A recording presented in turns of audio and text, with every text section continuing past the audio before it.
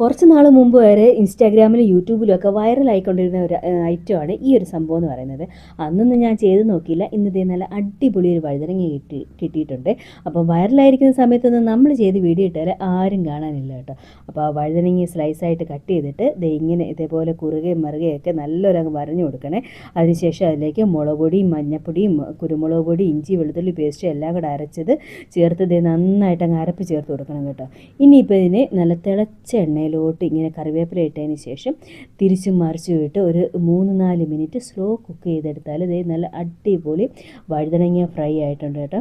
ഇത് ചെയ്ത് നോക്കാത്തവരുണ്ടെങ്കിൽ ഒന്ന് ട്രൈ ചെയ്ത് നോക്കണം. ഇനിയിപ്പം വേണമെന്നുണ്ടെങ്കിൽ ഇതിൻ്റെ മുകളിലേക്ക് കുറച്ച് നാരങ്ങ നീരും കൂടെ ചേർത്ത് കുറച്ച് സവാളയും കൂടെ ഒക്കെ കട്ട് ചെയ്തെടുത്താൽ ആരും പറയത്തില്ല മീനല്ല എന്ന് കഴിച്ച് നോക്കിയെങ്കിൽ മാത്രമേ അറിയത്തുള്ളൂ കേട്ടോ. അങ്ങനെ ചെയ്തുകൊണ്ടിരുന്നപ്പോഴാണ് അക്കുത് എൻ്റെ ഒരു ടോപ്പ് എടുത്തിട്ടുകൊണ്ട് വന്ന് അവിടെ നിന്ന് ഡാൻസ് കളിക്കുന്നത് കേട്ടോ.